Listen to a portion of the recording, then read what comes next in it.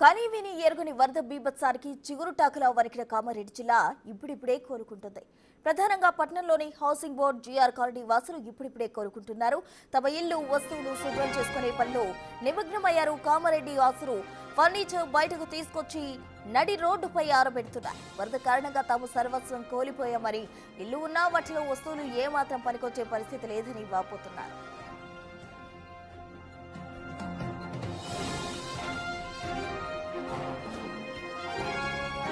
సుమారు 4 రోజుల పాటు పడ్డ వర్షానికి కామారెడ్డి జిల్లా అతలాకుతలమైంది. క్లౌడ్ బర్స్ట్ అనంతరం పరిణామాల్లో 50 సెంటీమీటర్లకు పైగా వర్షపాతం నమోదైంది. దీంతో ఊరు వాడ వాగు అన్న తేడా లేకుండా ఎక్కడ చూసినా వరద కనిపించదు. కొన్ని చోట్ల 10 నుంచి 15 అడుగుల మేర వరద చుట్టుముట్టడంతో ప్రజలు బిల్డింగ్ల పైకెక్కి ప్రాణాలు కాపాడుకున్న పరిస్థితి నెలకొంది.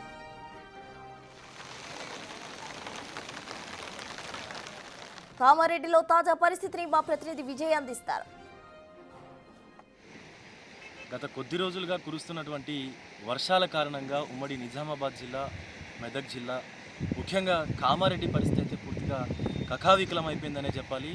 ప్రస్తుతం మనము కామారెడ్డి పెద్ద చెరువు అలుగు వద్ద అయితే ఉన్నాము. చూడొచ్చు, ఇంకా కూడా అలుగైతే పారుతూ ఉంది. మొత్తం అసలు పూర్తిగా కామారెడ్డి ప్రజలకు సంబంధించి ఇటు హౌసింగ్ బోర్డు కావచ్చు, అటు జిఆర్ కాలనీ కావచ్చు, అంతా కూడా వాళ్ళ సర్వస్వాన్ని వరద లాక్కెళ్ళిపోయినటువంటి పరిస్థితి ఉంది.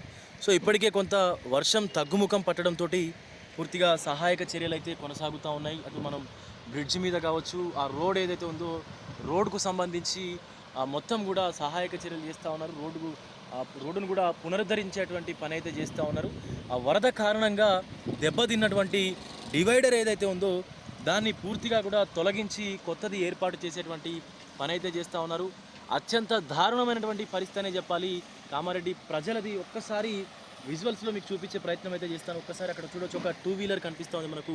బ్లూ కలర్లో ఒక 2 వీలర్ అయితే కనిపిస్తూ ఉంది. చూడొచ్చు మొత్తం అసలు ఎంత దారుణం అంటే అది పూర్తిగా నీటిలో మునిగిపోయి ఎక్కడి నుంచో కొట్టుకువచ్చి ఇక్కడ పడిపోయినటువంటి పరిస్థితి కనిపిస్తూ ఉంది. ఆ ట్రాలీస్ చూడొచ్చు, చిన్న చిన్న వ్యాపారాలు చేసుకునేటువంటి చెరుకు రసం అమ్ముకునేటువంటి వారి యొక్క ఆ ట్రాలీ చూడొచ్చు. ఇంకా ముందు ఇంకా దారుణంగా ట్రాలీ ఆటోలు కావచ్చు. ఇంకా దారుణమైనటువంటి విషయం ఏంటంటే ఈవెన్ కార్లు సైతం ఇంకా కూడా నీళ్ళల్లోనే ఉన్నటువంటి పరిస్థితి ఉంది. సో ఒక్క వర్షం, ఒక్క వరద కామారెడ్డి ప్రజల్లో ఎంతటి విషాదాన్ని నింపింది అనేదానికి ఇది నిలువెత్తు నిదర్శనం అని కూడా చెప్పొచ్చు. అస్సలు అనుకోలేదు ఎవ్వరు కూడా ఇంత దారుణంగా వరద ఉంటుందా, వరద ఉధృతి ఉంటుందా అని ఎవ్వరు కూడా అనుకోనటువంటి పరిస్థితి కనిపిస్తుంది. సో మనం ఒకసారి ఇక్కడ చూసుకోవచ్చు, ఆ ముందు ఏదైతే కనిపిస్తూ ఉందో, ఆ ముందుకు ట్రాలీ ఏదైతే కనిపిస్తూ ఉందో ట్రాలీ చూడొచ్చు. దాని పక్కనే ఇంకొక కారు కూడా కనిపిస్తూ ఉంది.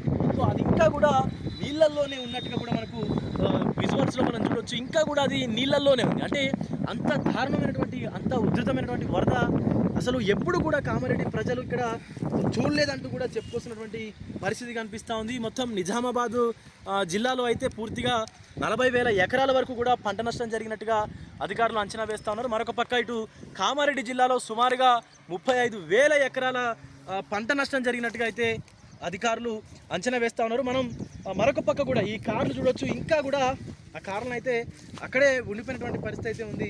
సో వాటి యజమానులు ఇంకా ఏం చేయలేరు, ఇంకా వాటికి అసలు పనికిరావు.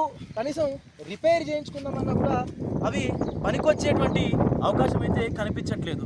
సో ఇప్పుడే తగ్గుముఖం పట్టినటువంటి వర్షం కొంత వీళ్ళని ఊపిరి పీల్చుకునేలాగా చేసిందని చెప్పొచ్చు.